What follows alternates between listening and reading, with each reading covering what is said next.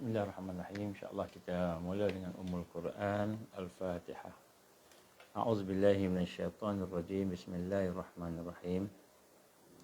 Alhamdulillahi Rabbil Alamin. Ar-Rahmanirrahim. Maliki yaumiddin. Iyyaka na'budu wa iyyaka nasta'in. Ihdinas siratal mustaqim. Siratal ladzina an'amta 'alaihim ghairil maghdubi 'alaihim waladdallin. Amin.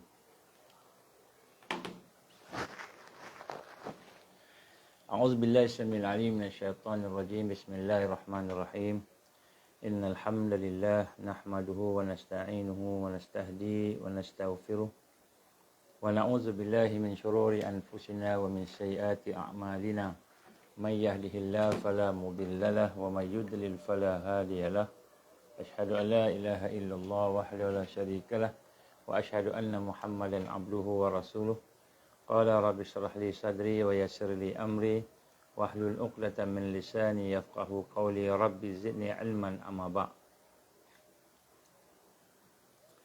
Assalamualaikum warahmatullahi wabarakatuh.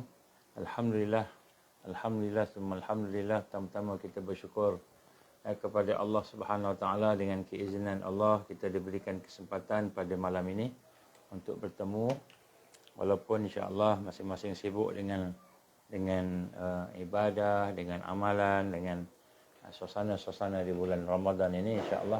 Jadi mudah-mudahan apa yang kita buat semua akan diterima oleh Allah Subhanahu Wa Taala. Jadi kita sekarang telah pun menghampiri ataupun kita telah pun kita kata mendekati pertengahan bulan Ramadan, dan kita ingin merasakan bahawa sudah sampailah masanya untuk kita bermuhasabah, melihat diri kita ini, sama ada kita ini semakin mendekatkan diri dengan Allah, ataupun kita ni sama aja, ataupun kita ni mungkin kurang daripada sebelum. Jadi kalau kita digambarkan oleh Rasulullah sallallahu alaihi wasallam bagaimana mafhum hadisnya, kata Nabi sallallahu alaihi wasallam, sekiranya Ramadan itu tidak boleh mengampunkan, maknanya tidak dapat keampunan daripada Allah dalam bulan Ramadan, tak dapat rahmatnya, maka seolah-olahnya di bulan-bulan yang lain itu tak ada apa-apalah situ Jadi kita ingin sama-sama muhasabah berkenaan dengan perkara-perkara yang berkaitan dengan kehidupan kita di bulan Ramadan ini. Mudah-mudahan bulan Ramadan ini akan menjadi asbab lah untuk kita membina satu kekuatan, insya-Allah. Jadi pada malam ni mungkin dalam suasana-suasana yang pelbagai, kita gembira dapat berada bulan Ramadan, kita gembira dapat beribadah dan sebagainya. Tapi pada masa yang sama kita ingin melihat beberapa perkara yang sedang berlaku pada hari ini, dan mungkin kita akan melihat hala tujunya lah.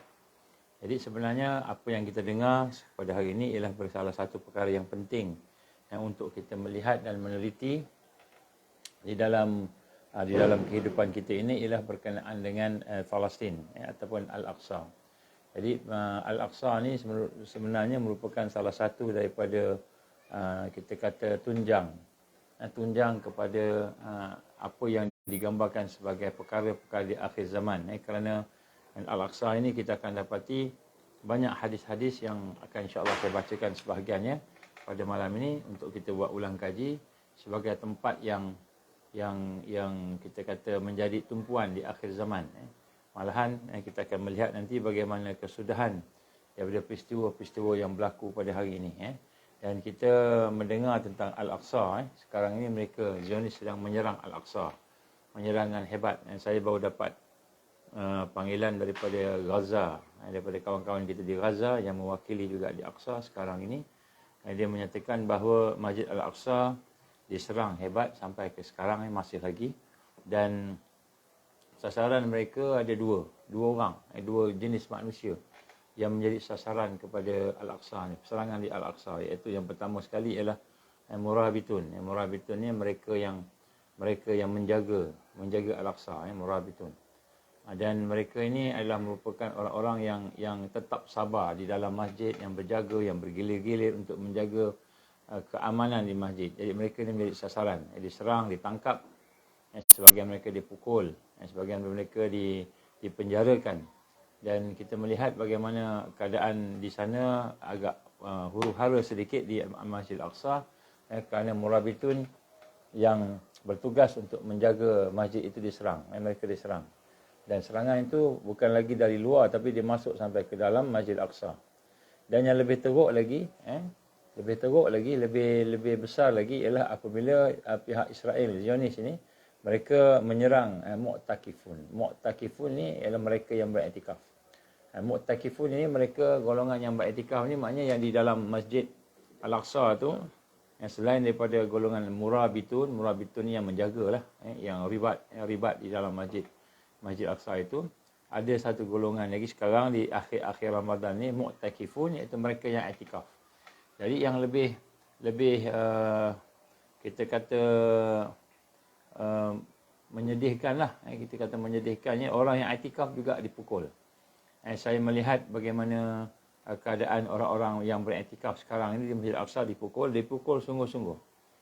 Dipukul dengan cotanya, dengan kayu oleh polis Israel di dalam masjid, bukan di luar, di dalam masjid. Jadi kita tahu orang yang mu'takif ini, orang yang beriktikaf ini adalah merupakan orang-orang yang beruzlah, yang berkhalwat, yang bersendirian dengan Allah Subhanahu Wa Taala. Dia tidak ada fikir pun tentang perkara-perkara keduniaan, dan mereka pun tahu orang yang iktikaf ni tak ada buat apa-apa dah. Dia duduk situ, dia baca Quran, dia berzikir, dia solat, tapi mereka juga telah diserang oleh orang-orang Zionis, tentera-tentera Zionis ini. Dan bukan saja diserang, mereka diberasah, dan kemungkinan ada yang meninggal dunia. Kita masih lagi tak dapat beritalah, tapi kemungkinan besar ada yang meninggal dunia akibat diserang.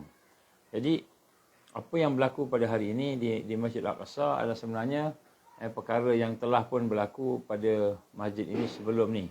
Pernah berlaku sehingga sampai peringkat 1969 dulu pernah dibakar sehingga terbakar mimbar Salahuddin. Begitu juga dengan peristiwa-peristiwa yang lain, dirosakkan, dibom, dia ditembak dalam masjid. Tetapi yang pada kali ini mereka mengganas dengan mereka memukul, mencederakan, dan mungkin ada yang akan terbunuh nanti atau yang syahid, iaitu di kalangan mu'takifun, mereka yang beriktikaf. Dan inilah perkara yang pada hari ini kita melihat berkenaan dengan kekejaman Israel itu telah mula sampai kepada peringkat yang melampau. Kerana dalam masjid, orang yang duduk di dalam masjid itu bukannya nak buat apa pun, tapi mereka diserang. Jadi mungkin kita tengok sedikit hala tuju ke mana perkara yang sedang berlaku ini, konflik yang berlaku ini. Kita lihat apakah perkara yang sebenarnya mereka sedang buat sekarang ini. Jadi kita lihat perkara yang sebenarnya yang mereka sedang buat pada hari ini ialah mereka ingin memecah, nombor satu, mereka mahu memecah belahkan mukmin, orang ataupun Muslim. Mereka nak pecah belahkan Muslim. Kenapa nak pecah belahkan Muslim? Kita ingat tindakan ini akan menyatukan orang mukmin, tapi sebenarnya mereka pecah belahkan kerana akan ada di kalangan orang Islam ini yang kita kalau istilah media dipanggil media fatigue ni maknanya dah biasa dah benda dah kena pukul, dah biasa kena bunuh, dah biasa. Jadi sehingga mereka dah tak sensitif lah. Orang Islam dah tak sensitif, dia akan menimbulkan golongan yang akan kata tak apa, malahan akan ada yang normalisasi. Sebab itulah pada tahun 2019, 2018, kita melihat bagaimana tindakan daripada UAE, Bahrain, Sudan, kemudian Saudi dan sebagainya. Mereka telah pun menjalinkan hubungan dengan Israel. Iaitu mereka melakukan normalisasi, menerima Israel, mengiktiraf Israel. Inilah perkara yang digambarkan sebagai Abraham Accord. Jadi kita lihat mereka sedang melaksanakan setelah mereka buat perjanjian, dengan orang-orang Islam yang mungkin majoritinya munafik, yang tidak ada ilmu, yang jahil. Maka mereka telah buat perjanjian dengan negara-negara yang ada, negara Arab yang ada tu. Maka kita lihat sekarang ini masa untuk bertindak. Dan mereka kena bertindak pada tahun 2023 ni. Kena mulakan secara intensif. Kenapa kena mulakan secara intensif? Kerana mereka mensasarkan 2024 keluarlah Al-Masih Dajjal. Mereka nak keluar Al-Masih Dajjal. Sebab tu mereka kena buat benda intensif. Dan sekarang ni mereka melakukan perkara-perkara yang intensif yang bersangkut paut dengan Masjidil Aqsa. Dan perkara yang menjadi Masjid Aqsa itu bukan saja Masjid Aqsa, tetapi mereka menyerang, dah mula melihat mereka menyerang kepada mereka yang mempertahankan Masjidil Aqsa. Di dua jenis manusia ni. Yang satu murabitun. Murabitun ni orang-orang yang mengikat diri dia untuk mempertahankan Masjidil Aqsa. Allah gambarkan dalam Quran, ya ayyuhallazina amanu sabiru wasabiru warabitu. Wattaqullah la'allakum tuflihun. Jadi Allah gambarkan tentang orang-orang yang bersabar. Yang bersabar dan memperkuatkan kesabarannya, dan kemudian mereka menjadi orang yang rabitun, murabitun. Orang yang mengikat diri mereka dengan perjuangan. Jadi nombor satu, kita melihat bagaimana hari ini secara langsung laporan daripada sana yang menggambarkan kepada saya bagaimana yang digambarkan oleh sahabat-sahabat kita di sana, iaitu bahawa mereka secara langsung menangkap, memukul, menyerang murabitun. Murabitun ini mereka yang menjaga. So maknanya siapa yang menjaga, siapa yang mempertahankan Masjid Al-Aqsa akan diserang. Ini bukan hanya di Baitul Maqdis. Ini sudah akan pergi kepada tempat-tempat lain juga. Di seluruh dunia. Dan kemudian mereka menyerang mereka yang mu'akifun. Mu'akifun itu ataupun mu'takifun itu, mu'takifun itu adalah merupakan orang yang i'tikaf, orang yang menghidupkan Masjidil Aqsa. Jadi maknanya ada dua jenis manusia akan menjadi sasaran kepada mereka dalam masa yang terdekat ini, iaitu mereka yang bersama-sama memperjuangkan Masjidil Aqsa dan mereka yang menghidupkan perjuangan. Mu'takifun ini walaupun mereka duduk beruzlah, berkhalwat, bersendirian dengan Allah dalam masjid, tetapi mereka tetap diserang. Kenapa? Kerana mereka menghidupkan sunnah dan mereka menghidupkan Masjid Al-Aqsa itu. Jadi sinilah kita lihat apabila berlakunya perkara ini adalah merupakan rentetan ataupun kita kata suatu yang datang selepas daripada perjanjian dipanggil Abraham Accord yang telah dibuat pada tahun 2019, 18 kepada beberapa negara, yang menyebabkan beberapa negara kita kata negara Arab lah, Timur Tengah ni telah menerima Israel sebagai sebuah negara, dan ini telah meningkatkan lagi permusuhan dan perseteruan di antara orang-orang beriman yang menjaga Al-Aqsa dan menghidupkan Al-Aqsa ini, perjuangan Al-Aqsa ini dengan mereka. Jadi sebenarnya dia dah sampai peringkat nak tunjuk kepada kemuncak. Dan di sinilah apabila kita lihat mereka melakukan perkara begini, maka akan timbullah perpecahan di kalangan umat Islam. Umat Islam yang bersama dengan Al-Aqsa dan perjuangannya, dan kemudian umat-umat Islam yang boleh normalisasi, melaksanakan perkara-perkara yang berkaitan dengan menerima, mengiktiraf Israel, mengiktiraf kepimpinan Israel. Ini akan berlaku. Kita akan nampak kita ni mula menuju kepada Muslim pecah kepada dua. Yang pertama ialah orang yang beriman yang tidak ada sedikit pun munafik, dan orang yang munafik tidak ada sedikit pun iman. Jadi Nabi kata apa? Bila berlaku dua perkara ni, antaranya dalam hadis yang panjang tu, dia kata kamu tunggulah Dajjal akan keluar dalam masa yang terdekat, sama ada malamnya ataupun paginya, memang dekat sangatlah. Jadi kita gambarkan sini apa yang telah berlaku ini sebenarnya adalah menggambarkan tentang peristiwa-peristiwa di mana akan berlakulah kemuncak kepada fitnah dalam masa yang terdekat. Jadi sebab itulah kita lihat hari ini, bagi mereka yang mengambil Israel, mahu melakukan normalisasi, mahu mengiktiraf Israel, menerima Israel yang ada pada hari nak merampas, maka ingatlah ayat Allah Subhanahu Wa Taala. Allah menggambarkan mereka ni sebagai sejahat-jahat makhluk. Inna syarrad dawab 'indallahi allazina kafaru fahum la yu'minun. Sungguh-sungguhnya sejahat-jahat manusia, syarrad dawab, sejahat-jahat manusia yang berjalan, yang melata di atas muka bumi ini. Dari sudut sisi Allah SWT itu, siapa dia? Allazina kafaru, iaitu orang-orang yang kafir, yang degil, yang melawan, yang ganas. Fahum la yu'minun, sedangkan mereka itu tidak faham, tidak beriman. Dan kemudian ayat seterusnya dalam surah Al-Anfal 56 pula, tadi ayat 55, Allah kata apa? Allazina ahadta minhum summa yanquduna an ahdahum fi kulli marrah wahum la yattaqun. Ini sifat mereka. Siapa dia makhluk yang paling jahat ni, yang melata di atas muka bumi ini, yang degil, maka Allah gambarkan allazina ahadta minhum, mereka ialah orang-orang yang telah engkau mengikat janji dengan mereka, mengikat janji setia dengan mereka. Dan kemudian summa yanqudun ahdahum, dan kemudian mereka memutuskan, mereka mencabuli, mereka mengkhianati perjanjian-perjanjian setia itu. Setiap kali mereka berjanji, mereka akan khianat. Setiap kali mereka berjanji, mereka akan mengkhianat. Dan sebenarnya mereka itu bukanlah mahu memelihara dirinya daripada mencemarkan diri mereka, keaiban tadi. Jadi di sinilah kita sebut orang yang menerima Israel, berjanji apa yang dijanjikan, dibagi ini bagi itu, maka semua itu adalah merupakan perkara-perkara yang sebenarnya akan dicabuli, yang akan dikhianati. Dan Allah gambarkan juga di dalam peperangan ni, sebenarnya hakikatnya kita nampaklah bagaimana hakikatnya sungguh-sungguh sebenarnya mereka ni akan berperang dalam keadaan yang takut, kan. Allah berfirman dalam surah Al-Hasyr ayat 12-13. Kita tengok apa Allah gambarkan. Ini berlaku zaman kita, La antum asyaddu rahbatan fi sudurihim minallah.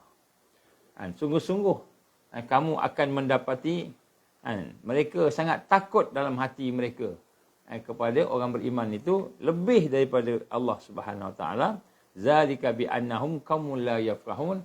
Yang demikian itu kerana mereka tidak faham, tidak tahu. La yuqatilunakum jami'an. La yuqatilunakum jami'an illa fi quran muhassanatin aw min wara'i judur. Dan mereka pula nak menunjukkan mereka ni tak berani, penakut, dan Allah dah sebut ni dalam surah Al-Hasyr ini. Allah sebut mereka ni penakut, Macam mana nak tahu mereka penakut? Mereka tak berani perang dengan kita, melainkan di belakang benteng, di belakang tembok. Di belakang tembok. Aw min wara'id judur, di belakang benteng ataupun di belakang tembok. Mana sebut sini? Apa yang dibuat di Gaza tu, di belakang dibuat tembok 360 km dibuat sepanjang sempadan Gaza. Dia ditembak daripada jauh je. Maka menunjukkan bahawa mereka ni adalah orang yang sangat takut kepada orang beriman. Jadi sebenarnya mereka takut dengan orang beriman. Sebab tu dia hentam. Siapa yang dia boleh hentam, dia hentam. Sebab tu satu peringatan kepada kita sama-sama bahawa sesungguhnya mereka menunjukkan kepada kita bahawa mereka akan menghabiskan orang beriman dalam masa yang terdekat. Jadi ini hanyalah merupakan bunga-bunganya, kan. Jadi ada juga orang politik, orang sosiopolitik ataupun sosioekonomi dan politik membuat analisa bahawa perkara yang berlaku ni kerana Netanyahu mahu mengalih pandangan orang-orang Yahudi sekarang ni, Israel yang marah dengan dia sebab dia nak mengubah undang-undang dan perlembagaan negara, nak menguasai judiciary, kehakiman di sana dengan nak pilih hakim dan sebagainya. Tapi itu adalah merupakan pandangan daripada sebahagian daripada mereka lah. Bagi kita sebenarnya bukan hanya sekadar dia nak mengalih pandangan, tapi yang paling benar, insya-Allah dengan kepahaman dan kronologi studi yang kita buat, sebenarnya mereka mahu memecah belahkan kita, nombor satu. Yang kedua, sebenarnya mereka mahu menunjukkan taring mereka bahawa mereka akan menghabisi orang beriman. Dua jenis orang beriman ni. Yang pertama, orang beriman yang mempertahankan Masjid Al-Aqsa, yang mahu memperjuangkan Masjid Al-Aqsa, iaitu murabitun. Yang kedua ialah orang-orang yang menghidupkan Masjid Al-Aqsa, itu perjuangan Masjid Al-Aqsa, menghidupkan sunnah, jihad, dakwah dan tarbiyah, iaitu mu'takifun, orang yang i'tikaf. Jadi ini kita tengok dua ni memang bila disebut pada dalam saya bincang tadi dengan wakil daripada Palestin yang ada di sana, yang dia menyatakan bahawa sesungguhnya perkara yang berlaku ini mereka mensasarkan murabitun dan mu'takifun. Jadi mereka mensasarkan dua jenis orang ni lah sekarang ni. Baik, kita tengok sedikit sebanyak tentang apa yang berlaku. Bagaimana sebenarnya perjuangan ni telah lama pun berlaku sejak daripada 1948. Bermula dengan peristiwa Nakbah. Nakbah ini adalah merupakan peristiwa di mana orang-orang Islam Palestin dihalau, di mana kampung mereka dicerobohi, mereka telah memusnahkan lebih daripada 500 bandar, mereka telah musnahkan kampung-kampung yang menyebabkan lebih daripada 700,000 warga Palestin yang menjadi pelarian pada masa itu. Maka inilah peristiwa yang bermula dengan Nakbah 1948 di mana pada hari 15 Mei disambut kita kata disambut hari merdeka Israel dengan kebinasaan orang Palestin. Jadi bila kita tengok 15 Mei ni, orang Israel menyambut kemerdekaan, sebenarnya mereka menyambut kebinasaan, kehancuran Palestin ataupun orang-orang Islam di sana. Kemudian kita melihat lepas daripada Nakbah itu berlakulah intifadah yang pertama 1987, lebih kurang 39 tahun, dan kemudian masuk tahun yang ke-40 1988, maka terbinalah satu gerakan yang rasmi, cara rasmi 1987-88 tu terbinalah Harakah Mukawamah Hamas, Islam Hamas, iaitu terbinalah satu gerakan yang tersusun untuk nak menghancurkan ataupun mengalahkan Israel daripada tahun 1987-88. Dan kita sekarang ini sedang menghampiri 80 tahun setelah kejatuhan Masjid Al-Aqsa di tangan orang-orang Israel tu, iaitu bermula daripada 1948 tu sampailah 2028 insya-Allah. So kita sedang menghampiri 2028. Jadi kalau kita tengok banyaklah perkara-perkara yang dibuatlah, tapi kita lihat banyak perkara, tetapi saya nak tunjuk kat sini bagaimana sebenarnya yang berlaku sekarang ni kan, semua Allah sedang susun untuk kemenangan Islam. Susun untuk kemenangan Islam. Jadi daripada 1948 berlakulah orang mempertahankan Palestin dan sebagainya sampai pada tahun 2018. 2018 ni 70 tahun. 70 tahun kejatuhan kita kata Al-Aqsa secara rasmi lah, Israel naik itu Al-Aqsa jatuh lah sebenarnya. Kan 70 tahun itu kita dapati kan, selepas 70 tahun itu 137 buah negara. 137 buah negara daripada 193 buah negara yang ada di United Nations, maknanya majoriti lah. Majoriti yang berada di dalam United Nations telah mengiktiraf Palestin sebagai sebuah negara. Mereka mengiktiraf, walaupun ada yang kata two state solution ke sebagainya, tapi mereka mula mengiktiraf.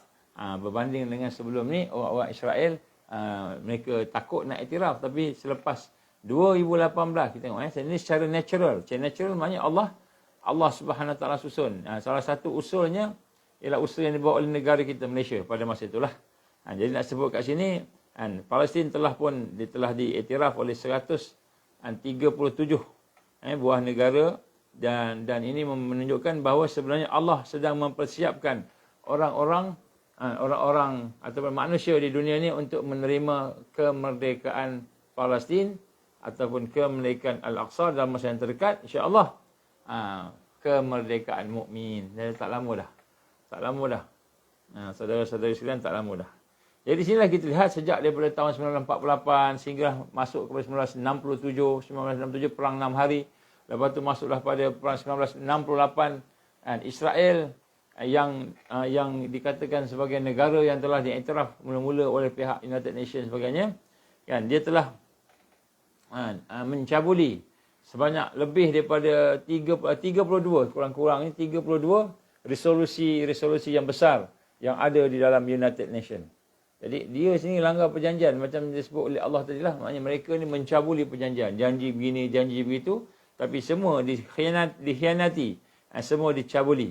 Sampailah kita lihat yang terakhir sekali, orang Palestin, orang Malaysia termasuk kami lah pada masa tu, pergi ke International Court of Justice, ICJ, untuk nak mendakwa Israel dan sebagainya, tapi kita dapati semua itu berpihak kepada pasukan Zionis lah.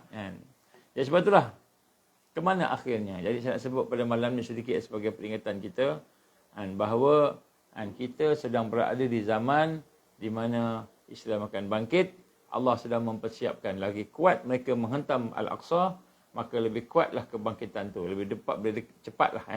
Kita tengok beberapa hadis tentang Palestin yang ada pada hari ini, Al-Aqsa yang ada pada hari ini di akhir zaman. Salah satu hadisnya Nabi menggambarkan kepada kita tentang pada hari kiamat, la taqumus saah, tidak akan berlaku hari kiamat hatta yuqatil al-muslimun al-yahud. Tidak akan berlaku kiamat sehingga kamu orang Islam berperang dengan orang-orang Yahudi. Dan kemudian sehinggalah mereka berlari duduk di belakang batu, belakang pokok, maka akan berkatalah batu dan pokok, ya Muslim, ya Abdullah, ya Muslim. Ta'al, datang sini. Sesungguhnya Yahudi ada di belakang aku. Ini adalah hadis riwayat Bukhari, iaitu datang sini, bunuh dia, kata batu dan pokok. Akan sampai waktu itu, dan waktu itu insya-Allah tak lama dah, kan? Baik. Jadi antara hadis-hadis yang kita nak sebutkan ni mana hala tuju. Tak lama lagi ni, tak lama lagi ni, tak lama dah. Tak lama dah. Tapi kita kena buat apa? Kita kena buat apa pula, kan? Baik, yang pertama sekali, Palestin akan menjadi tempat yang terbaik di akhir zaman. La tazulu ta'ifah. Akan sentiasa ada kelompok ta'ifah, kelompok kecil min ummati, daripada umat aku, yang akan menegakkan agama Allah, dan orang-orang yang memusuhinya tidak mampu ataupun tidak mahu mendukungnya tidak akan menimpakan bahaya. Jadi orang yang musuhnya, orang yang nak menghancurkannya itu, yang tidak mahu ikut, maknanya orang Islam yang tak nak sokonglah perjuangan Palestin ini, tidak akan membahayakan mereka yang dua tadi. Murabitun, mu'takifun. Mereka yang menjaga Al-Aqsa, yang memperjuangkan Al-Aqsa, dan mereka yang menghidupkan sunnah untuk kebangkitan Al-Aqsa. Jadi disebut di sini tidak akan menimpa kebahaya kepada mereka itu, sehinggalah akhirnya datangnya urusan Allah, amrullah, iaitu akan datangnya kemenangan. Malik bin Khamir mengatakan, menyahut bahawa Mu'az bin Jabal telah menyatakan bahawa mereka itu berada di Syam. Jadi digambarkan sini bahawa mereka berada di Syam. Syam ini termasuklah Palestin. Jadi yang pertama sekali, Palestin ini sebenarnya tempat perjuangan yang telah diiktiraf oleh Allah dan Rasulullah sallallahu alaihi wasallam. Jadi sebab tu kita tengok di akhir zaman ni, kita akan tengok simpulan nanti bagaimana Palestin ni bukan boleh perkara yang bermain-main. Kalau kita nak berjuang akhir zaman, sama-sama nak meningkatkan kekuatan dan kebangkitan, maka kita mesti juga merupakan orang yang mengambil berat tentang Al-Aqsa. Kerana Al-Aqsa itulah merupakan tempat perjuangan yang digambarkan oleh Rasulullah sallallahu alaihi wasallam. Sehingga dalam hadis yang lain, satu hadis yang disebut bahawa Palestin ini merupakan tempat yang terbaik untuk hijrah di akhir zaman. Daripada Abdullah bin Amr al-As radhiyallahu anhum kata, saya mendengar, sami'tu Rasulullah sallallahu alaihi wasallam, aku mendengar bagaimana sabda Rasulullah sallallahu alaihi wasallam, akan terjadi hijrah setelah hijrah. Dalam satu hadis yang lain, la hijrah ba'dal fathu illa niyah wal jihad. Dalam hadis yang lain, tidak ada hijrah, maknanya daripada Mekah ke Madinah selepas pembukaan kota Mekah, melainkan jihad, niat ataupun niat dan jihad. Dalam hadis ini pula, hadis sahih Abu Daud dan sebagainya, hadis sahih. Kata Rasul sallallahu alaihi wasallam, kan akan terjadi hijrah setelah hijrah. Maknanya akan berlaku satu hijrah yang besar setelah hijrah Mekah ke Madinah tadi. Maka sebaik-baik penduduk bumi adalah orang yang mendiami tempat hijrahnya Ibrahim. Tempat hijrahnya Ibrahim itu di Palestin. Lalu yang tersisa di muka bumi hanyalah orang yang jahat. Jadi maknanya mereka yang berhijrah menuju kepada tempat Ibrahim tadi, maka yang tersisa, yang tak hijrah tu, Nabi kata apa? Jahat belaka. Orang jahat. Dan bumi menolak mereka. Bumi tak mahu mereka. Maka Allah menganggap mereka kotor. Dan api akan mengiringi mereka bersama para kera dan babi. Jadi hinanya orang yang tidak berhijrah kepada Masjid Masjid Aqsa atau tempat Ibrahim AS tadi, maka Allah gambarkan melalui Rasulullah SAW, mereka ini adalah orang jahat.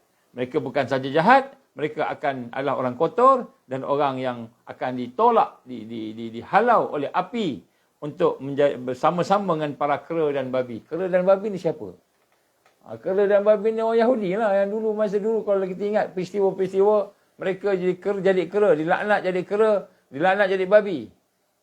Jadi maknanya dalam hadis ini menggambarkan, mereka ni akan diiring dengan api bersama kera dan babi. Maknanya orang yang normalisasi dengan orang Yahudi ni, inilah yang dimaksudkan oleh Rasulullah sallallahu alaihi wasallam. Ini kita nak kena tengok baik-baik bagaimana apa yang digambarkan yang tersirat daripada sini. Nampak macam kera babi ni macam binatang, tapi rupanya mereka lah orang yang telah pun dilaknat oleh Allah Subhanahu Wa Taala sehingga bertukar menjadi kera dan babi. Itu Bani Israel, orang Yahudi yang engkar, orang Yahudi yang kufur pada Allah Subhanahu Wa Taala. Jadi Nabi menggambarkan di sini bahawa sebaik-baik tempat hijrah ialah di hijrahnya Ibrahim alaihissalam, hijrah Ibrahim alaihissalam itu berada di sekitar kawasan di Palestin, tempat yang saya pernah sampai bersama sahabat-sahabat yang ditahan dalam kapal flotilla Mavi Mamara dulu, Bir Shiva sekarang. Tempat dia namanya Bir Shiva. Sebenarnya namanya Bir Us-Sab'ah. Telaga 7, ada 7 telaga. Bir Us-Sab'ah. Tempat tu asal namanya begitu. Tapi dia dah tukar je Bir Shiva. Bir Shiva. So Bir Shiva ni nama sekarang lah. Kami kena penjaga kat Bir Shiva lah masa tu. Nah, pakat masuk penjaga kat Bir Shiva masa tu. Jadi kami dah pergilah ke situ. Tempatnya. Tempat Nabi Allah Ibrahim alaihissalam berhijrah. Jadi apa maksud di sini? Jadi para mufassirin menggambarkan hijrah ni maknanya mereka yang menumpukan kehidupan mereka, fokus mereka, perjuangan mereka di akhir zaman kepada Palestin, kepada Al-Aqsa. Jadi bila mereka menumpukan pada Al-Aqsa, maka mereka akan termasuk dalam golongan yang sebaik-baik penduduk di bumi. Nabi tak sebut sebaik-baik penduduk di Arab, sebaik-baik penduduk di Syam. Nabi menyebut sini sebaik-baik penduduk ataupun orang-orang yang ada di bumi. Maknanya termasuk Malaysia, Indonesia, termasuk semua tempat bumi namanya. Earth, orang putih kata kan. Jadi maknanya disebut sini tempat yang terbaik hijrah ialah tempat hijrahnya Ibrahim alaihissalam di Syam, iaitu di Palestin. Bir Us-Sab'ah, nama tempat tu Bir Us-Sab'ah, telaga 7. Alhamdulillah lah, saya pun tak ni, tapi alhamdulillah sempatlah pergi tempat tu, Bir Shiva. Bir Shiva ni penjara kami lah. Kami kena penjara, tutup mata, tutup apa, sampai tak pergi tengok. Tapi saya sempat tengok sikit-sikit kat lori yang bawa tu, tengok nampaklah bumi hijrah hanya Nabi Allah Ibrahim alaihissalam. Bumi biasa je, tak adalah ada special apa ke. Tapi nak sebut sini, siapa-siapa yang menolak mereka ataupun tidak bersama dengan mereka yang berhijrah untuk fokus untuk menumpu kepada perjuangan di Masjid Al-Aqsa di Palestin tadi, maka mereka dianggap kotor oleh Allah. Bumi akan menolak mereka, Allah menganggap mereka kotor, dan api akan mengiringi mereka. Banyak api. Api ni maknanya kemurkaan Allah. Maknanya Allah akan datangkan azabnya. Akan mengiringi mereka bersama para kera dan babi. Nabi sebut kera dan babi. Ini adalah merupakan yang tersuratnya. Nampak kera babi, binatang, apa hal binatang ni. Tapi yang tersirat yang sebenarnya ialah kera babi merujuk kepada Bani Israel yang engkar. Jadi mereka yang engkar ni, sebab tu bila kita berlaku normalisasi. Maknanya kita iktiraf Israel, iktiraf Yahudi tadi, maka kita akan termasuk dalam golongan kera dan babi. Ini bukan saya kata, ini Rasul sebut di sini. Rasul sebut kat sini. Jadi sebab tu nak gambarkan kat sini, bagaimana keadaan kita. Jadi hijrah ni jangan kita fikir hijrah fi makan. Makan ni bukan makan kita makan nasi tu, bukan. Fi makan, hijrah tempat. Jadi bukanlah maksudnya hijrah ni mesti fi makan sahaja, tempat sahaja. Hijrah akidah, hijrah pemikiran, hijrah sikap kita, akhlak kita. Kan, man hajara, siapa-siapa yang berhijrah, yang berpindah daripada keburukan kepada kebaikan. Jadi itu maksud hijrah. Ini yang didefinisikan oleh Rasulullah sallallahu alaihi wasallam dalam hadis-hadis yang lain. Jadi maknanya bila hijrah ni maknanya siapa yang proses diri dia, duduk dalam dakwah, duduk dalam tarbiyah, duduk dalam jihad, dan kemudian mereka bersungguh-sungguh untuk membebaskan Al-Aqsa. Maka mereka adalah golongan yang terbaik ataupun sebaik-baik penduduk bumi, kata Rasulullah sallallahu alaihi wasallam. Jadi sebab itulah kita lihat bagaimana digambarkan oleh Allah SWT bahawa Baitul Maqdis itu dan sekitarnya, serambinya, apa yang di sekitar itu semualah merupakan penuh dengan barakah, sebagaimana digambarkan oleh Allah SWT. A'udzubillahi minasyaitanirrajim. Subhanalladzi asra bi'abdihi laylan minal masjidil harami ilal masjidil aqsa. Alladzi barakna hawlahu linuriyahu min ayatina innahu huwas sami'ul basir. Subhanalladzi asra bi'abdihi. Maha suci Allah yang memperjalankan hamba-Nya bi'abdihi laylan minal masjidil haram ilal masjidil aqsa, daripada malam hari daripada Masjidil Haram Mekah menuju ke Masjidil Aqsa di Palestin. Jadi Allah gambarkan apa Masjid Al-Aqsa tu? Allazi barakna haulahu linuriyahu min ayatina innahu huwas samiul basir. Allazi barakna, iaitu bumi yang diberkati oleh Allah. Yang pada Allah memberkati bumi tersebut dan juga yang sekitarnya. Jadi ulama mentafsirkan apa maksud sekitarnya itu, iaitu mereka yang ada di luar daripada Baitul Maqdis atau Masjid Al-Aqsa yang bersama dengan perjuangan Baitul Aqsa, mereka bersama mendapat barakah. Jadi ulama-ulama menggambarkan bagaimana bumi, barakah di atas muka bumi ini bermula daripada Masjid Al-Aqsa. Bermula daripada Masjid Al-Aqsa. Maka di sinilah digambarkan, dilihat bagaimana Allah menggambarkan ayat surah Al-Isra ini, di mana di situlah linuriyahu min ayatina. Dia akan diperlihatkan kepada kita ini tanda-tanda ayatina, iaitu tanda-tanda kekuatan dan kebesaran Allah. Maknanya segala bentuk ma'unah, segala bentuk karamah, ultimate ma'unah, ultimate karamah. Ultimate ni apa bahasa Melayu? Ultimate ni kemuncak lah. Kemuncak kepada ma'unah pertolongan Allah, kemuncak kepada karamah, kemuliaan yang akan dipertonjolkan, yang ditunjukkan di muka bumi ni, berlaku di Masjid Al-Aqsa. Di mana antaranya ialah Allah Taala akan mematikan, mengambil nyawa Dajjal di Palestin, di Babul Lut, pintu Lut. Jadi di sinilah kita lihat bagaimana Allah menggambarkan barakah yang ada di sana. Jadi sebab itulah kita nak kena faham di sini bagaimana bukan saja dia merupakan tempat hijrah yang terbaik. Siapa yang bersama dengan perjuangan Palestin, la tazalu ta'ifah min ummati, jadi mereka akan sentiasa bersama kelompok-kelompok yang menang. Kemudian tempat di mana fokus hijrahnya fokus kita. Maknanya tempat kita akan fokus kepada perpindahan tadi. Perpindahan bukan saja fil makan dengan tempat, tapi juga dalam perjuangan dan sebagainya. Maka itu juga duduk di Palestin. Dan di sini kita lihat bagaimana Allah menggambarkan bahawa bila sebut akhir zaman, bukan sekadar Dajjal, bukan sekadar Dukhan, bukan sekadar benda-benda Dabatul Ard, kita kata tanda-tanda besar gempa bumi dan sebagainya. Tetapi sebenarnya yang dimaksudkan dengan akhir zaman ialah perjuangan pembebasan Al-Aqsa. Pembebasan Al-Aqsa. Jadi sebab itulah kita lihat di sini bagaimana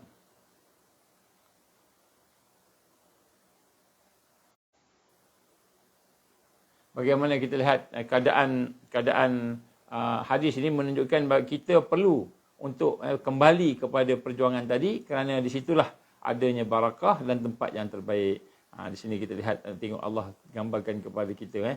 Dan kemudian dalam hadis yang lain digambarkan Rasul daripada Abu Umamah, dia berkata bahawa Rasulullah sallallahu alaihi wasallam telah bersabda, akan sentiasa ada sekelompok umatku yang berada di atas kebenaran mengalahkan musuh-musuhnya.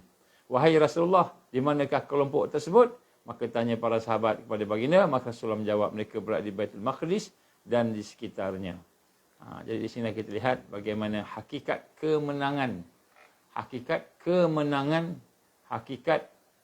kekuatan, kemuncak kekuatan ialah apabila Al-Aqsa dibebaskan. Jadi sebab itu kita lihat hari ini Al-Aqsa sedang dicabul, sedang diserang, dibakar. Orang-orang yang menghidupkannya, yang menjaganya sedang diseksa, dipukul, ditangkap, dan mungkin ada yang syahid di kalangan mereka itu. Maka inilah merupakan tanda-tanda bahawa kemenangan itu sudah terlalu hampir. Terlalu hampir. Dan digambarkan oleh Rasulullah sallallahu alaihi wasallam, ini juga hadis diriwayatkan oleh At-Tabrani. Maka selain daripada kita lihat pasal Baitul Maqdis tadi, maka Rasul menyebut tentang satu tempat namanya Asqalan. Bila saya tengok balik Asqalan ni kat mana? Asqalan ni tempat yang bersamaan dengan Gaza. Apa kata Rasul sallallahu alaihi wasallam? Permulaan dari perkara Islam adalah kenabian dan rahmat. Jadi Islam bermula dengan Rasulullah ada kenabian dan rahmat, rahmatan lil alamin. Kemudian tegaknya khilafah dan rahmat. Kemudian selepas Rasulullah SAW wafat, tertegaknya khilafah. Kemudian berlakunya pemerintahan kecil, kerajaan-kerajaan kecil dan rahmah. Kerajaan kecil dan rahmah, iaitu bagaimana adanya negeri Osmaniyah ni, Fatimiyah dan sebagainya, kerajaan-kerajaan Islam yang kecil-kecil. Tapi adanya kebaikan lagi sebab ada Al-Quran dan Sunan. Kemudian orang-orang merebutkan kekuatan. Maknanya pada masa tu Islam dah tak ada, dah jatuhlah Osmaniyah, dah jatuhlah khilafah dah tak ada dah. Kerajaan Islam dah tak ada dah. Maka berlaku satu zaman mulkan Jabariyah, berlakunya perebutan. Perebutan apa? Kekuatan. Mereka berebut-rebut nak kuasa. Macam sekarang kat negara kita pun berebut-rebut nak jadi PM, berebut-rebut nak jadi menteri, contohlah. Jadi kita lihat, maka mereka merebutkan kekuatan seperti kuda-kuda berebut makanan. Kata Rasul SAW, maka pada saat itu hendaklah kamu berjihad. Jadi bila sampai satu waktu, bila kerajaan dah habis yang Islam ni, sampai kerajaan kecil pun dah habis, maka Nabi kata apa? Ketika itu kamu melihat masyarakat merebut-rebut kekuasaan, maknanya al-haq dan batil. Al-haq dan batil. Maka pada saat itu hendaklah kamu berjihad. Nabi sebut. Hendaklah kamu berjuang. Dan berjuang ni bukanlah mesti angkat senjata ke tembak orang ke, bukan. Berjuang ni bermula daripada melawan nafsu sampailah kepada perjuangan mempertahankan Islam. Maka kena berjuang pada masa itu. Sebab negara-negara khilafah dah tak ada, kerajaan-kerajaan kecil dah tak ada, dah tinggal semua jenis-jenis dikuasai oleh Al-Masih Dajjal dan tenteranya. Maka Nabi kata apa? Pada saat itu hendaklah kamu berjihad. Sesungguhnya jihad yang paling utama, afdalul jihad, ar-ribat. Rupanya jihad yang paling utama kata Rasulullah ialah ar-ribat. Ribat ni apa? Mempersiapkan diri untuk berjuang, memperkuatkan diri untuk berjuang, mengikat diri kita dengan perjuangan. Ya ayyuhallazina amanu sabiru wasabiru warabitu. Jadi Allah gambarkan, wahai orang beriman, bersabar, kuatkan sabar, dan warabitu, ikat diri kamu dengan kesabaran. Kuatkan diri kamu dengan kesabaran. Maksudnya berjuang.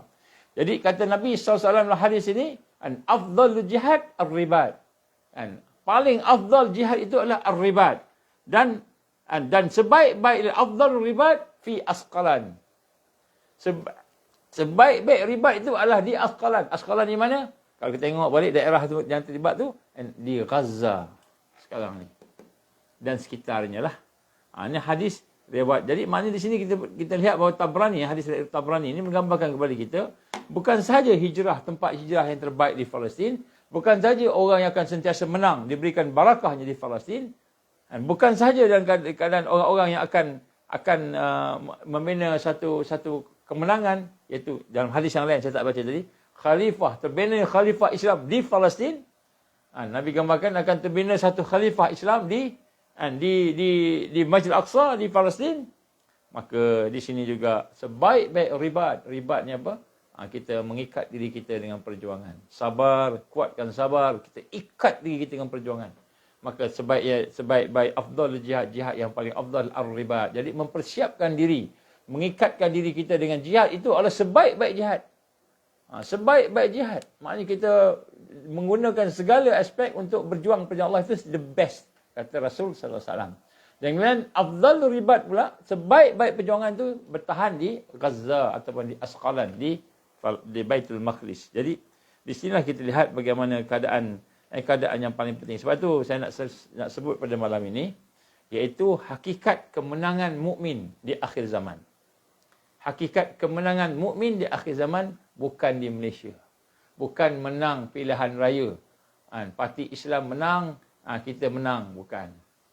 Parti Islam menang di Malaysia, parti Islam menang di Indonesia, parti Islam menang di Thailand, kita menang, bukan. Bukannya ekonomi kita menang, bukan. Jadi hakikat kemenangan di akhir zaman, menang yang sungguhnya ialah kemenangan itu ialah orang yang beriman menangnya di Palestin, di Al-Aqsa. Di Al-Aqsa, membebaskan Al-Aqsa. Dan hakikat, sebab itulah kita memahami, mengetahui tentang akhir zaman. Hadis-hadis fitan. Hadis-hadis fitan tentang apa ni, Dajjal, Dukhan, tentang gunung gempa bumi, tentang apa sahajalah tanda-tanda besar, tanda-tanda kecil. Akhir zaman ni yang kita belajar ni, yang orang duk cakap macam-macam lah ni, sekarang ni banyak cerita ni, konspirasi tak konspirasi lah. Hakikat memahami dan mengetahui akhir zaman itu ialah sebenarnya bukan sekadar ilmu. Kita nak tahu je, kita nak seronok-seronok je.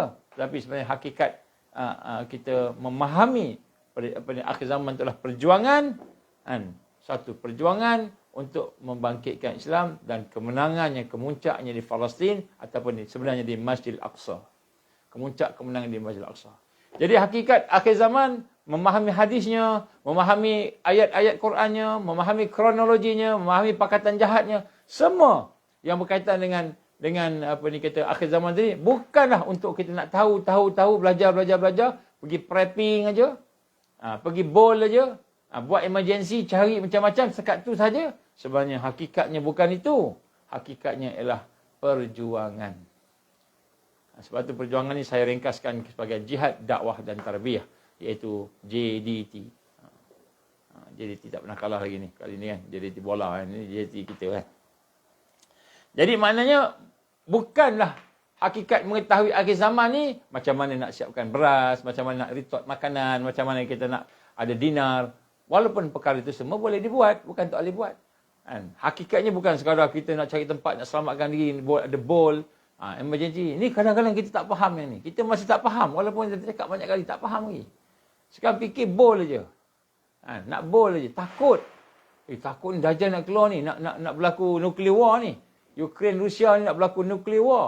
Yellowstone nak meletup dah. Gunung berapi nak meletup dah. Takut kita macam mana ni? Laut Cina Selatan, China dengan Amerika nak bergaduh dah, nak perang. Kita takut. Kita takut. Jadi hakikatnya bukan takut. Hakikatnya adalah berjuang. Siapa yang takut dan melarikan diri, binasa. Siapa yang takut dan menyembunyikan diri ataupun lari diri, binasa. Siapa yang takut kemudian join dengan tim yang normalisasi jadi kera dan babi jadi. Tim yang mau jadi kera dan babi jadi, pasukan tadi, golongan tadi mengikut arus. Ikut aja arus. Takut kita terpaksa ikut lah, tak apalah, nak buat macam mana, kita ni helpless. Nanti saya buat satu tajuk helpless ni. Macam mana Freemason proses kita and Illuminati proses kita untuk jadi orang yang putus asa dengan kemenangan. Kita akan buat tajuk tu insya-Allah. Penting tajuk tu. Yang sebut kat sini kan, kita ingat tak apalah, ikut je lah harus. Rupa-rupanya semua binasa belaka. Yang tak binasa, yang bersama ahlinya, keluarganya, bersama sahabat-sahabatnya berjuang. Berdepan dengan kejahatan-kejahatan yang ada. Jadi sinilah kita lihat bagaimana digambarkan tadi, maka kita kena mempersiapkan diri kita, iman kita, keluarga kita, sahabat-sahabat kita daripada kekufuran yang bakal menimpa kita tak lama lagi, yang akan datang, tak lama dah. Bila mereka membunuh, memukul, murabitun, orang yang jaga masjid, mereka memukul, mungkin membunuh, syahid, mungkin ada yang syahid. Orang-orang yang mu'takifun, iaitu orang-orang yang beriktikaf di Masjidil Aqsa, menunjukkan mereka akan keluar. Lepas ni akan cari orang luar pula. Siapa yang bersama dengan iman, siapa yang benar-benar. Maka sebab itulah kita nak kena contohi apa yang ada, apa yang berlaku di Gaza. Model kita di Gaza. Di mana tarbiyah, dakwah dan perjuangan itu menjadi dasar kepada sunnah kehidupan mereka. Sebab itulah kita sebut kat sini, menjadi malangnya pada kita, saya nak sebut sini, kita berpecah. Kita berpecah. Berpecah luar daripada luar, berpecah dalam. Apa tu pecahnya? Saya bacakan satu hadis. Dari Abi Nijih Irbad bin Sariyah radhiyallahu an, dia kata Rasulullah sallallahu alaihi wasallam telah menasihati kami dengan satu nasihat yang menggetarkan hati kami dan menitik air mata kami ketika mendengarnya. Jadi Nabi bagi nasihat lepas subuh, bagi nasihat tiba-tiba kan nasihat itu menyentuh hati semua, menangis. Sahabat-sahabat menangis. Maka kami berkata, ya Rasulullah sallallahu alaihi wasallam, seolah-olah inilah nasihat kamu yang terakhir ya Rasulullah, berilah kami pesan lagi, berilah kami nasihat, berilah kami wasiat. Maka Nabi sallallahu alaihi wasallam bersabda, aku berwasiat kepada kamu. Ini Nabi wasiat ni. Aku berwasiat kepada kamu, hendaklah kamu sentiasa bertakwa kepada Allah. Jaga takwa. Macam mana nak jaga takwa? Jaga takwa kena duduk dalam tarbiyah. Kena duduk dalam tarbiyah, baru boleh jaga takwa. Kena duduk dalam dakwah, kena dalam jihad, bukan ikut arus. Bukan ikut arus, bukan kita berpada dengan arus. Oh, saya sekarang dah masuk Universiti Islam. Saya dah belajar pengajian Islam, ilmu wahyu. Okey dah. Itu masih ikut arus. Masih lagi ikut arus.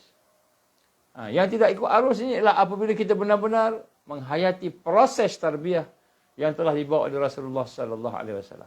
Menjadi orang yang benar-benar hatinya bersih, fikirannya bersih, kefahamannya bersih, dan kemudian akhirnya akhlaknya, ibadahnya dan dirinya, kehidupannya menjadi bersih. Bersih benar-benar mengikut acuan sibghatullah, iaitu Al-Quran dan hadis Nabi sallallahu alaihi wasallam. Baru betul.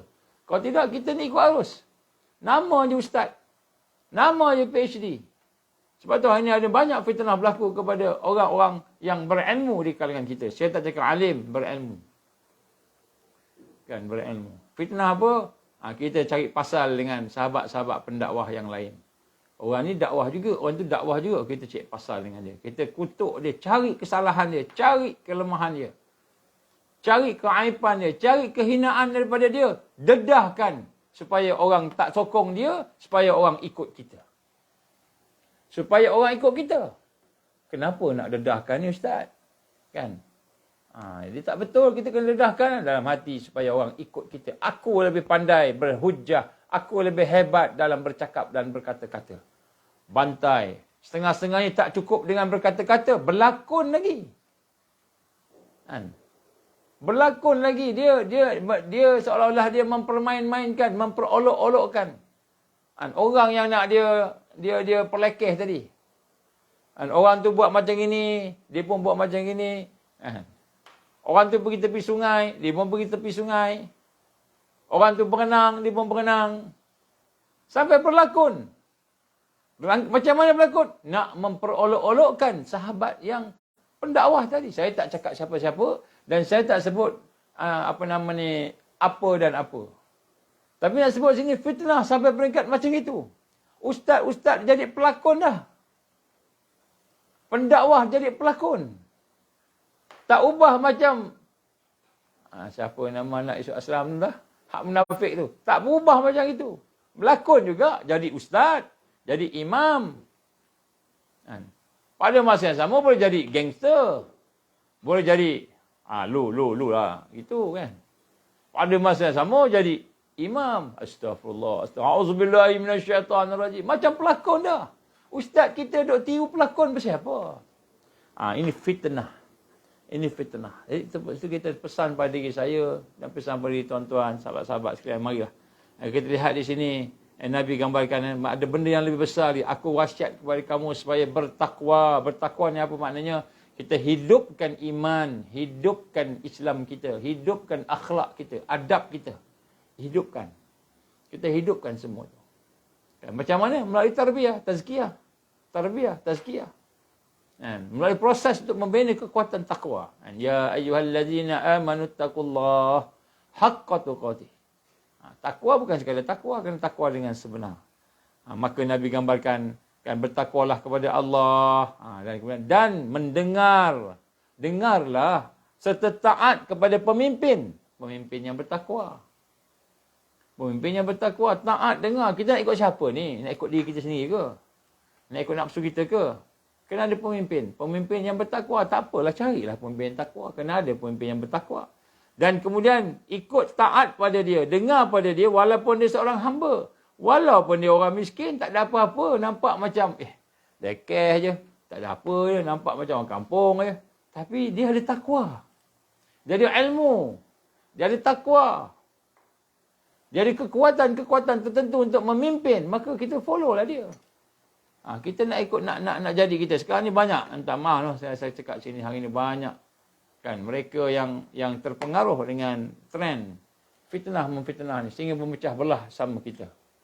Kita pecah belah sama kita. Kita burukkan orang ni, burukkan orang tu. Burukkan pemimpin, burukkan orang alim. Benar burukkan ulama'. Kita buruk-burukkan orang sana sini. Ini sebenarnya adalah merupakan satu fitnah yang sedang berlaku kepada kita. Maka Nabi kata apa? Kena ada pemimpin. Pemimpin yang bertakwa.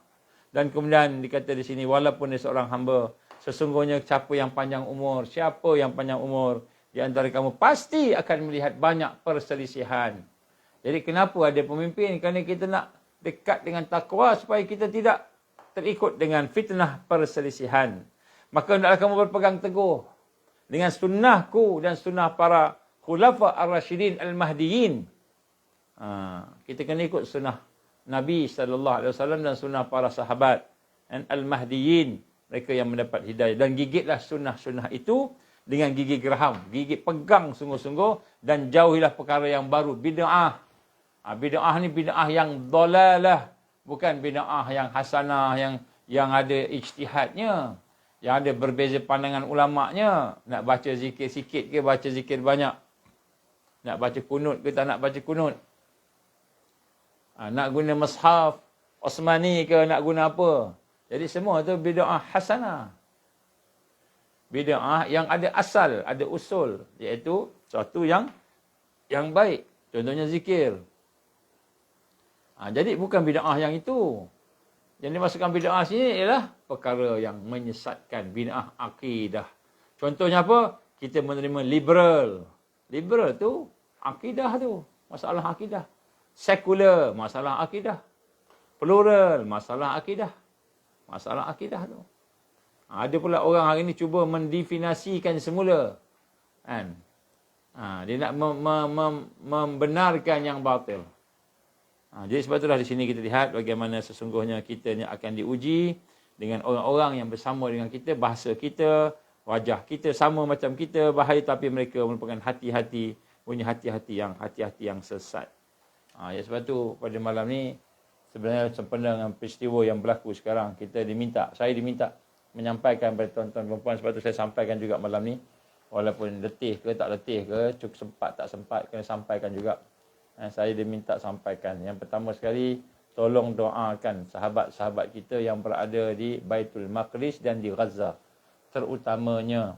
Kerana sebagaimana kita sebut tadi, di situlah tempat di mana kita boleh menjadikan contoh. Di Baitul Maqdis, sekarang ni sedang diserang, masih lagi diserang. Sama ada niatnya tu nak Netanyahu nak mengalih pandangan daripada peristiwa yang berlaku sekarang pada dia. Kes skandal dan sebagainya. Itu yang kita nampak dari sudut siasah dia, tapi dia sebenarnya dari sudut hakikatnya yang dirancang oleh iblis dan Al-Masih Dajjal dan tentu-tentunya ialah untuk memecah belahkan kita. Sebenarnya dia nak pecah belahkan. Orang-orang yang beriman, yang soleh, yang bertakwa akan diserang. Dan sekarang ni berada di Baitul Maqdis, tak tahu bila kita. Saya ingat lagi salah seorang kawan sahabat ketika saya pergi ke Gaza dulu bersama-sama dengan sahabat-sahabat ni, sebelum keluar dia peluk, dia kata, ingatlah bahawa kami ni adalah pertahanan kamu yang terakhir. Sekiranya kami tewas, kami habis, maka Zionis akan pergi ke depan pintu rumah kamu. Zionis akan pergi ke depan pintu rumah kamu, dia akan ketuk dengan senjata, dia akan ketuk dengan paksaan, dia akan ketuk dengan apa-apa saja alat yang boleh membinasakan. Maka dia kata kami pertahanan yang terakhir. Jadi orang yang berada di sana pertahanan yang terakhir. Sekiranya mereka berjaya merampas Baitul Maqdis dan mereka berjaya mengalahkan Gaza, Asqalan, maka lepas itu dia akan pergi ke seluruh dunia, habis sesat semua. Sebab itulah insya-Allah sebelum habisnya Baitul Maqdis itu, insya-Allah sebelum habisnya Gaza itu akan ada kebangkitan. Akan ada kebangkitan. Dan kebangkitan itu akan membebaskan seluruh umat manusia kepada kebenaran Allah Subhanahu Wa Taala, menuju kepada cahaya Allah. Akan ada kebangkitan. Jadi sebelum daripada hancurnya Gaza dan akan ada. Sebab tu kita hari ni nak tengok mereka dah sampai peringkat maksimum. Dalam masjid pun dibunuh. Dalam masjid pun dia tembak. Dalam masjid pun dipukul. Orang yang i'tikaf dipukul. Bukannya orang yang baling batu. Kalau budak-budak baling batu dikejar, dipukul apa tu, munasabahlah juga. Orang tu lawan. Ni tak dalam masjid. Dalam masjid dibuat sekarang ni. Maka menunjukkan bahawa mereka dah tahap menghancurkan umat dah sampai nak menuju maksimum. Maksimum besok dalam rumah, dalam masjid dan di mana-mana sahaja. Mungkin dalam rumah kita, mungkin di dalam negara kita, mereka akan masuk. Maka sebab itu saya nak sebut kat sini bagaimana kita perlu kembali semula kepada sunnah Rasulullah sallallahu alaihi wasallam.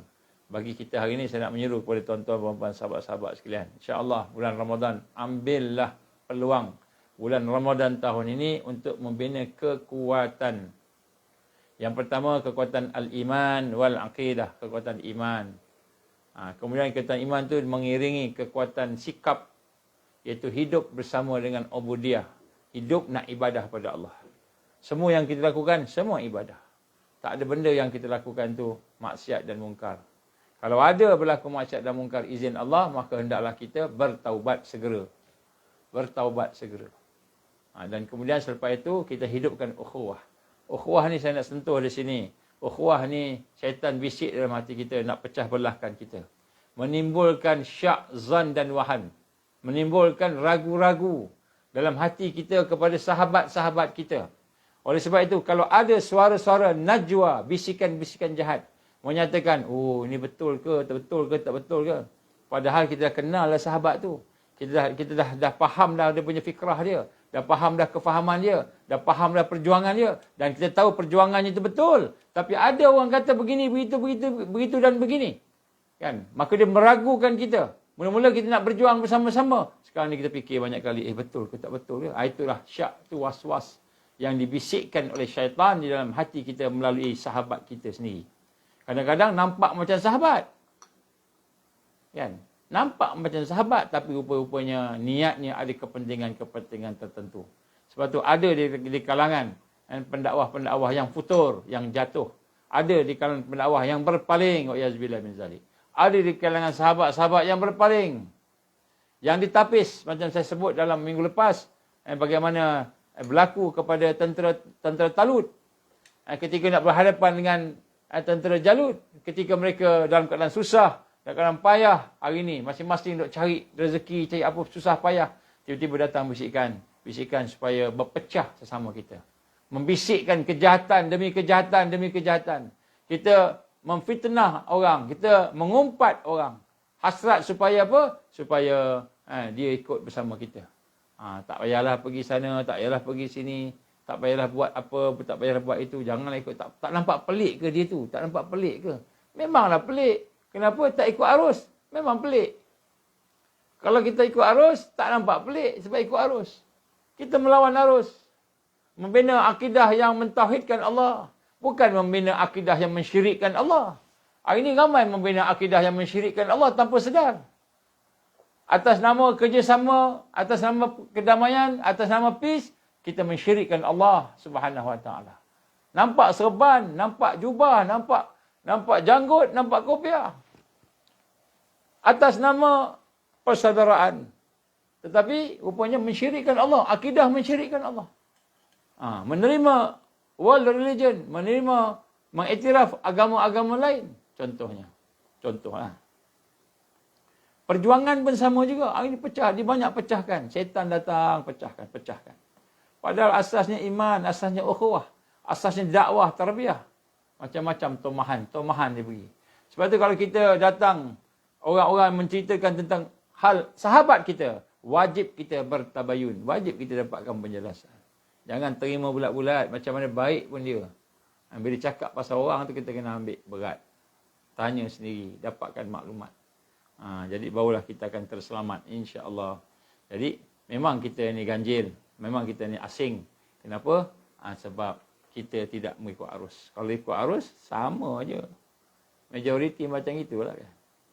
Tapi kita tak nak ikut arus. Kita nak bentuk arus kita sendiri. Apa arus kita? Arus sunnah Nabi. Apa sunnahnya? Tarbiyah. Kita duduk dalam tarbiyah. Dakwah. Kita sama-sama melaksanakan kerja-kerja dakwah. Mengajak manusia kepada Allah. Mengajak makhluk-makhluk kepada Allah. Dan kemudian jihad berjuang. Tegakkan Islam dalam diri kita. Tegakkan Islam pada keluarga kita. Tegakkan Islam pada masyarakat kita. Sampaikan Islam ni kepada orang bukan Islam. Supaya orang bukan Islam bersama-sama dengan Islam mendapat kebenaran Allah. Kita ada sahabat-sahabat kita yang baru masuk Islam. Bila baru masuk Islam, keluarganya tak masuk Islam lagi. Sedih dia, minta tolonglah doa. Supaya maknya masuk Islam. Anaknya, isteri suaminya masuk Islam. Supaya saudaranya masuk Islam. Tolonglah doa. Kita pun doa lah. Tapi nak sebut kat sini, pada hari ini, bagaimana kita kena sampaikan Islam pada orang bukan Islam. Terutamanya non-Muslim. Kenalkan mereka berada di tebing-tebing neraka Allah. Dalam keadaan yang sukar, akidahnya susah. Kita kena dakwah pada mereka. Berjuang, cari jalan. Ya sebab itulah bagi mereka yang ada kekuatan-kekuatan, gunakan semua kekuatan kita untuk dakwah. Siapa yang boleh berladang, ladang untuk dakwah. Siapa yang boleh berekonomi, berniaga untuk dakwah. Siapa yang boleh belajar elok, ilmu yang tinggi, belajar dengan ilmu yang tinggi untuk dakwah, untuk menyampaikan kan, apa yang digambarkan sebagai man da'a ilallah, mereka yang menyeru kepada Allah. Dan wa man ahsanu qawlan mimman da'a ilallah. Siapakah yang lebih baik lagi daripada mereka yang menyeru manusia kepada Allah. Ini kita nak sebut kat sini bagaimana keadaan hari ini dipecah-pecahkan kita. Kenapa pecahkan kita? Dah susah. Dulu kita boleh bersama-sama, tiba-tiba Allah bagi nikmat sikit, dah tak ada dah PKP, dah tak ada dah ni, dah senang sikit, kita rasa kita dah rasa leka. Kemudian terdengar pula nak perang ni, nak perang dekat Ukraine dan Rusia, kita takut. Nanti besok kalau nuklear macam mana? Terdengar pula nak dukhan, terdengar pula lingkaran gunung berapi nak meletup dah, kita pun takut. Maka kita siap-siap, kita bol. Kita nak emergency. Kita terlupa sunnah Nabi. Kita ingat okey lah. Tak okey. Nabi kata binasa. Siapa yang melarikan diri daripada perjuangan, binasa. Siapa yang melarikan diri daripada kebaikan, masuk ikut arus, binasa. Hanya mereka yang berjuang sahaja yang akan Allah selamatkan. Jadi kita kena faham yang ini. Barulah insya-Allah bila melihat apa yang berlaku di Palestin, apa yang berlaku di Masjid Al-Aqsa, kita faham rupanya perjuangan kita dah semakin dekat kepada kemuncak. Dan tak lama lagi akan kita diuji dengan satu yang lebih besar lagi. Kalau sekarang sahabat kita di sana dipukul, dizalimi, dirampas, ditembak, ada yang masuk penjara, ada yang mungkin dibunuh, syahid fi sabilillah, maka apa yang berlaku di sana akan berlaku orang beriman di sini. Kalau kita bersama dengan Taifah Mansurah, dia akan serang juga. Sebab itulah tuan-tuan dan puan pada malam ni, mari sama-sama kita diminta, sekali lagi diminta mereka berdoa-doakan. Kemudian saya juga diminta untuk menyampaikan hajat-hajat. Kalau di Gaza sekarang ni ramai sangat orang tak ada makanan dan juga rumah. Diminta juga bantuan. Selain daripada bantuan-bantuan untuk kerajaan mereka sendiri yang dalam keadaan lemah. Jadi insya-Allah kita ada channel ke sana, direct ke sana dengan kerajaan di Gaza. Kita boleh bawa ke sana direct. Kita bukan hanya sekadar kita kata nak buat bukan kecil, sebab dia diminta. Sebab tu saya terpaksa cakap. Saya tak nak minta dah bagi minta ni, tapi saya terpaksa cakap. Dia cakap diminta tadi, petang tadi diminta sungguh. Tolong sampaikan. Kami perlukan bantuan ni. Perlukan bantuan. Kita akan bawa direct ke sana insya-Allah. Mungkin lepas raya akan ada satu tim akan masuk ke Gaza. Tapi kita nak kena cari sikit siapa yang ada zakat, siapa yang ada perkara-perkara siapa yang ada zakat ataupun nak infak untuk Palestin, untuk pergerakan pembebasan dan kebangkitan di Palestin. InsyaAllah nanti kita akan sediakan satu tabung untuk masuk, kita akan bawa direct ke sana insyaAllah. Cuma kalau masuk dalam tabung tu tulis untuk Palestin ataupun for Palestine, ataupun Palestin pun cukup lah, Palestin ataupun Al-Aqsa. Nanti kita akan salurkan ke sana.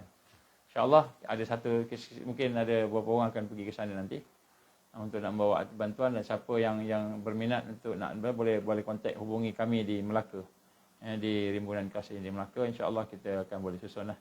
So siapa yang berminat insyaAllah, terutamanya mereka yang ada akses dengan orang-orang yang nak infak, yang mungkin ada kekuatan-kekuatan tertentu tu, kita open. Jadi jadikan Ramadan ni untuk bantu. InsyaAllah kita daripada dulu lagi memang kita membantu Palestin, terutamanya benda-benda yang kritikal. Kita bukan sekadar bagi orang makan. Bagi makan ni, sekadar bagi makan ni, bagi juga. Tapi itu bukan fokus kita. Fokus kita lebih besar lagi daripada sekadar bagi makan. Jadi insyaAllah mudah-mudahan apa yang saya cuba sampaikan pada malam ini dapatlah sedikit sebanyak satu gambaran bahawa peristiwa yang berlaku di hadapan kita ini bukan main-main, menunjukkan bahawa musuh is around the corner. Kalau kita kata dah masuk kampung kita, dah sempadan kampung lah. Jadi musuh dah kat sempadan kampung, dia nak masuk kampung. Dia nak habiskan satu kampung. Jadi kita duduk di kampung, duduk di rumah, tengah rehat. Tinggal duduk-duduk, tak ada apa-apa berlaku lagi. Tapi orang di sempadan kampung dah kena lah. Jadi insyaAllah.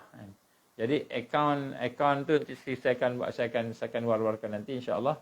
Akaun tersebut. Tapi dengan dia punya nota sekali lah insyaAllah. Baik, aku liqauli hadza astaghfirullahalazim li wa lakum. Insya-Allah saya sampaikan salam. Sebelum akhir saya terlupa. Saya sampaikan salam sahabat-sahabat kita di Gaza. Wakil daripada Jabatan Perdana Menteri Gaza juga wakil daripada rakyat Gaza. Saya sempat komunikasi petang tadi sebab saya nak tahu apa yang berlaku yang secara langsung. Jadi ada benda yang saya boleh cerita, ada benda yang saya tak boleh cerita. Dan kemudian sahabat-sahabat kita daripada para murabitun, para murabitun yang menjaga masjid juga minta doa. Mereka hajat doa kita. Kalau kita teringat aja Palestin, bacalah doa, baca Fatihah lah, hadiahkan Fatihah pada mereka. Mudah-mudahan mereka akan ada barakah Fatihah kita tu, insya-Allah. Mudah-mudahan dapat barakah pada mereka jugalah, insya-Allah. Aku liqauli hadza astaghfirullahalazim li wa lakum, insya-Allah tuan-tuan. Kita baca doa Rabbita. Auzubillahi minasyaitonirrajim. Bismillahirrahmanirrahim. Alhamdulillahirabbil alamin wassalatu wassalamu ala asyrafil anbiya'i wal mursalin wa ala alihi wa sahbihi ajma'in. Allahumma innaka ta'lamu anna hadhil qulub. Allahumma innaka ta'lamu anna hadhil qulub. Ya Allah, orang-orang yang kami bayangkan dalam hati kami ini, ya Allah. Allahumma innaka ta'lamu anna hadhil qulub qad istamat ala mahabbatik wa taqat ala ta'atik wa tawahadat ala da'watik wa ta'ahadat ala nusrati syariatik. Fawasikillahumma rabitataha wa adimuddaha wahdiha subulaha wa amla'aha binurika alladhi la yakhbu wa syarah suduraha bifaidil iman bik wa jamilit tawakkuli alaik wa ahyiha bima'rifatik wa amit ala syahati fi sabilik. Ya Allah, innaka ni'mal maula wa ni'man nasir. Allahumma ya mukallibal qulub tsabbit qulubana ala dinik wa ala ta'atik wa ala jihad fi sabilik. Ya Allah, Allah mansurna ala tarikud da'wah wa tarikut tarbiyah wa tarikut jihad fi sabilillah. Allah mansur Islam wal muslimin wal mustada'afin wal mujahidin fi kulli makan wa fi kulli zaman. Allahumma inna na'udzubika min an nusyrika bika syai'an na'lamu wa nastaghfiruka liman la na'lam. Rabbana atmim lana nurana waghfir lana innaka ala kulli syai'in qadir. Rabbana atina fid dunya hasanah wa fil akhirati hasanah wa qina azaban nar. Wa sallallahu alaihi wasallam Muhammad wa ala alihi wa sahbihi wa baraka wa sallam. Subhana rabbika rabbil izzati amma yasifun wa salamun alal mursalin walhamdulillahi rabbil alamin. Subhanakallahumma wa bihamdika asyhadu an la ilaha illa anta astaghfiruka wa atubu ilaik. Bismillahirrahmanirrahim. Wal 'asr. Innal insana lafi khusr illa alladhina amanu wa 'amilus solihat wa tawasaw bil haqqi wa tawasaw bis sabr. Wabillahi taufiq wal hidayah. Assalamualaikum warahmatullahi wabarakatuh.